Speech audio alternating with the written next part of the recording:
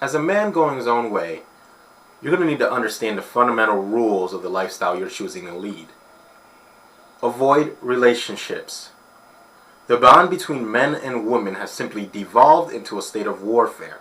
Why would you step into a voluntary war and fraternize with the enemy? And yes, women are your enemy. I'm sick of pretending that women aren't the enemies of men just because most of them have been deceived into accepting feminism. I'm not buying that. Now, there are plenty of women that as individuals I have respect for, and I don't consider them specifically to be my enemies. But they don't call it a gender war for nothing. A nation of underappreciative, financially predatory, divorce-prone women that employ every dirty trick in the book towards turning unsuspecting men into cash cow automatons are the enemies of men, and men should treat these women as such, especially if you're a man going his own way. Once again, you are in a state of warfare.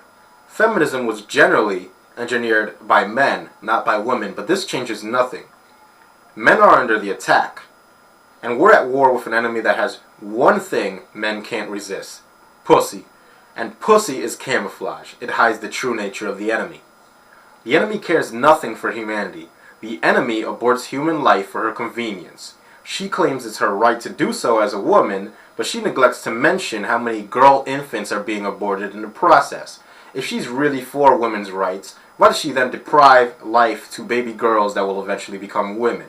The enemy isn't for women's rights, and she definitely isn't for men's rights. She's not even for human rights. She's for her individual convenience and pleasure at the expense of everyone else's liberty, happiness, and life. And so we are as men screwing ourselves over if we pretend that women haven't become both unwitting and unwilling enemies of men simultaneously. From what I've seen, the only thing predictable about the enemy is that they will do everything, including lying, cheating, and stealing, to maintain the subjugation of men. So as a man going his own way, you will avoid relationships. If you're already in a relationship, you better damn sure make sure that you wear the pants and are the undisputable leader of the relationship. This shouldn't even be a point of negotiation in any way whatsoever. Now, some men will say that if a man says he should be the leader in a relationship, that he's a bully that wants to keep women chained to a stove. But this simply isn't true.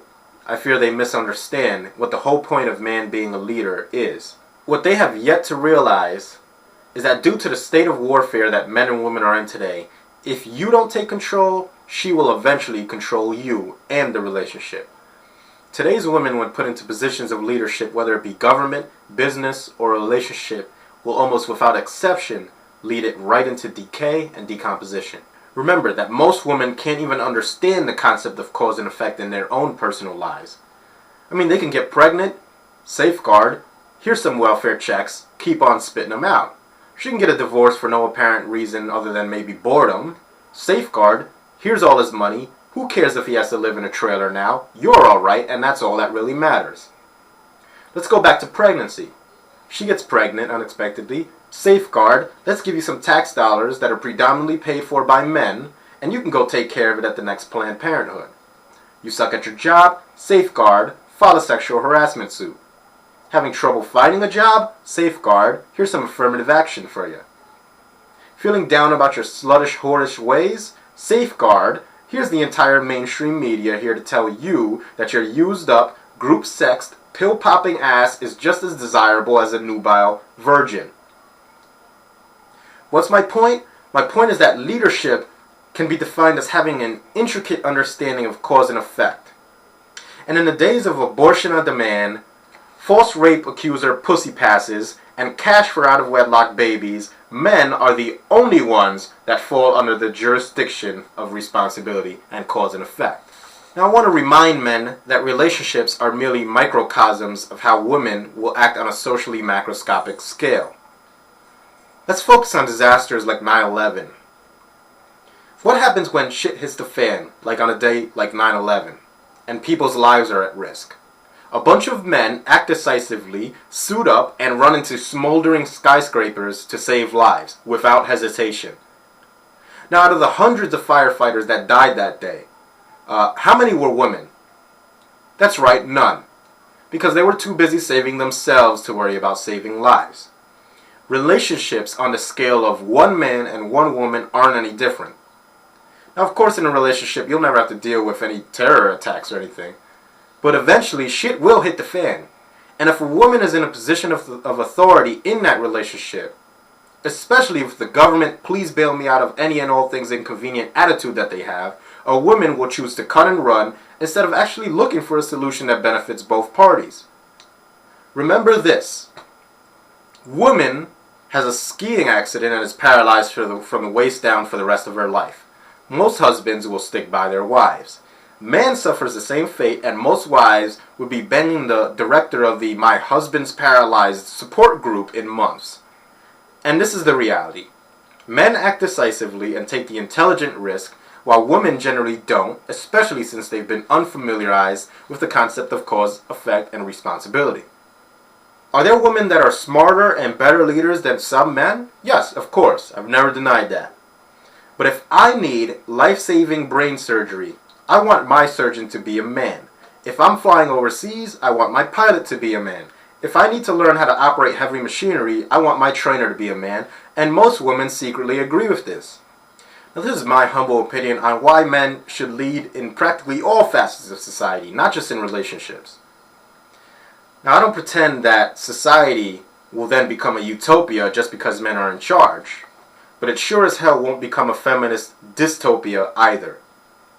I'm a patriarch, and an unapologetic one, and if more of us were, we'd be better off for it. Now, like I said before, you generally, as a man going his own way, should avoid relationships altogether. Since all women are able to offer these days is sex and negativity, you'll be carrying dead weight if you enter into a relationship with a woman.